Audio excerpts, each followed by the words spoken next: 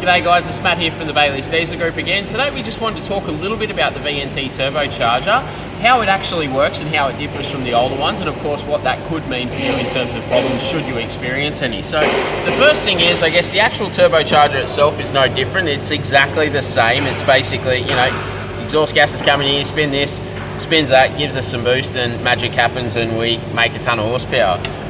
In terms of VNT, but there's really only two differences. One is that there's an electronic, or there's a VNT actuator which replaces in effect a wastegate, and the second part is the actual turbine housing itself. So if we talk about the traditional in turbochargers, this is a very, very small AR, which means it's basically like a tight funnel.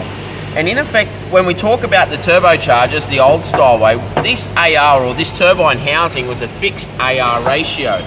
In simplistic terms, it's like a funnel.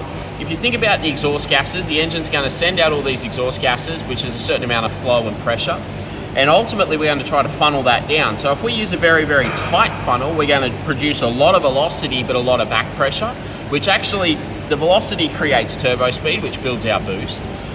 So we can do that lower in the RPM range if we've got a much tighter funnel. But we build up back pressure, which is a negative. Conversely, if we go the other way, we've got a much bigger funnel.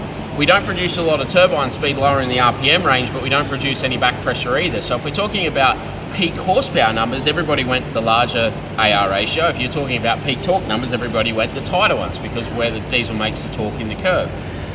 When we get to VNT, however, this is basically the VNT assembly within a turbocharger.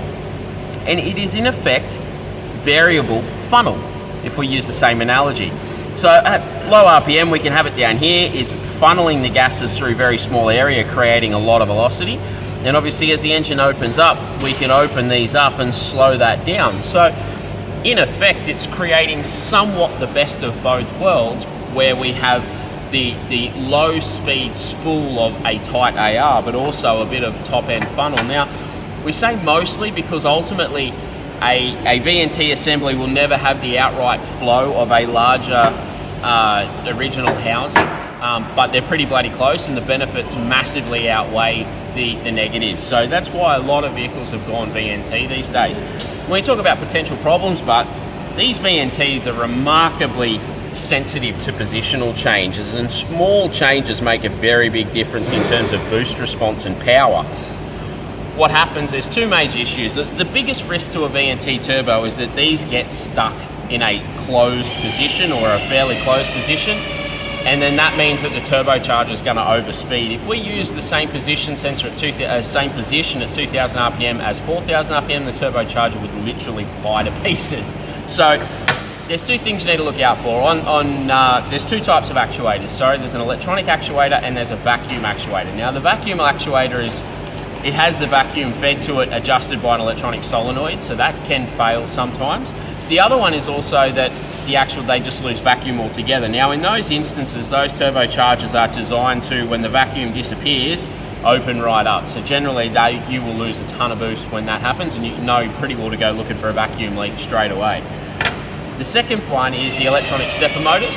We're quite fortunate that the electronic stepper motors actually have a position sensor, which is somewhat like a fail-safe. So if the ECU is watching it and it is seeing that the boost is not, the position sensor is not where it wants to be, it assumes that the VNT assembly is starting to stick and will actually pull fuel as a way of controlling the boost, which of course basically goes low power, and of course you go into limp mode. That's about it. So generally speaking, they're fairly basic. They make a very big difference to engine performance, and that's why they're becoming exceptionally common these days, particularly for bottom and mid-range torque. They're a fantastic invention for that.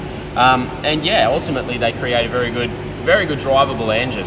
So hopefully you guys found that interesting, and all the very best, and see you out there. Bye.